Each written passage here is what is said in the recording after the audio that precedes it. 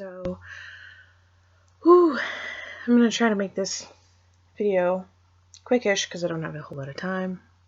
I like to procrastinate these things. Anyway, so it's going to be unedited because this week Caitlin wants us to give life updates and or talk about topics we've missed. And at the suggestion of Samantha, I'm going to talk about a friend of mine. My friend Daniel Kaufman was one of the 14 victims in the San Bernardino shooting, and it's still not... I'm still in shock. I keep going through waves of emotion, and sometimes I'll be really angry about the whole thing, and then I'll get really numb and sad,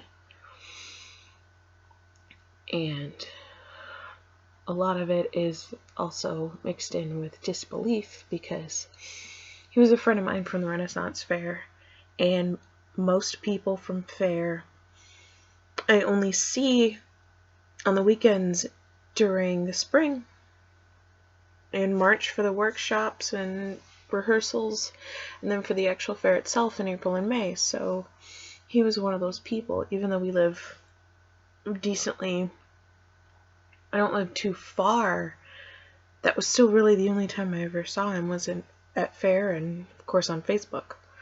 But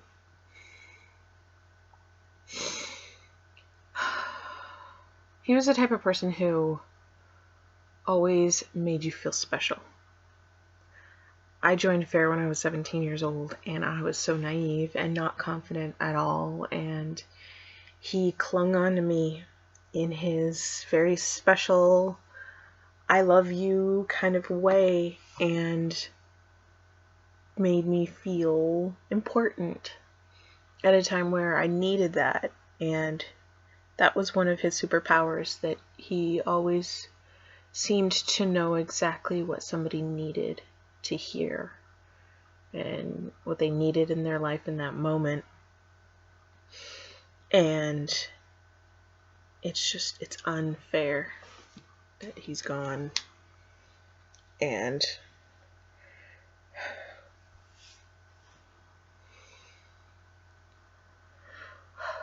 I was at work on Wednesday, and I had heard about the shooting before I even left for work. I was at a friend's house, and she told me what was going on, but I didn't think...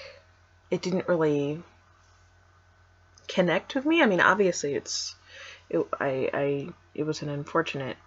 not unfortunate, but I was in shock that it was so close. And before work, I went to Target, and I overheard some of the managers telling the employees that if any of the shooters came in there, to what to do, to just leave their stuff, and it started hitting closer. And then I get to work and I find out that the sister of one of the girls in the warehouse, as they're working at a trucking company, that she was one of the victims, and it starts hitting closer and closer. And then I hear that Daniel was unaccounted for, and at first the word was going around that he was only shot in the arm and that he would be okay. And then a few hours later, while I'm still at work, I find out that no, he's just unaccounted for, and no one knows what's going on. And so until the next morning, I didn't know what was going on. And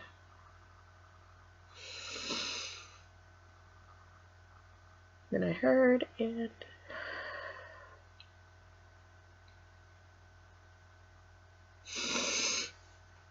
it sucks. And I went to the vigil that we had at the site of our Renaissance Fair. We threw in one person in particular.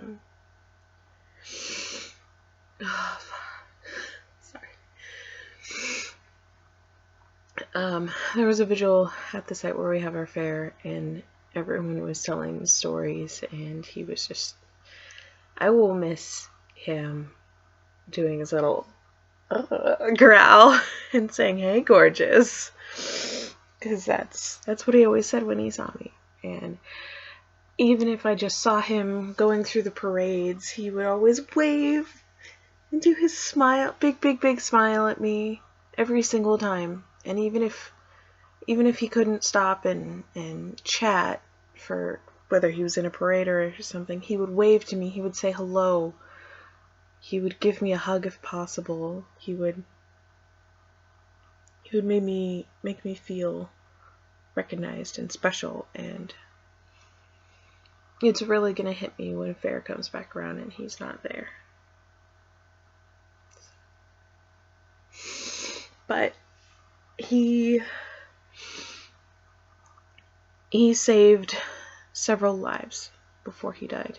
He was in the hallway and made sure that several people got out of there.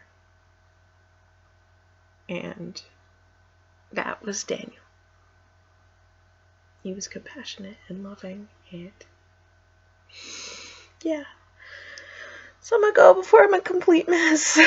Sorry that this video is over 6 minutes. I love you guys. See you next week.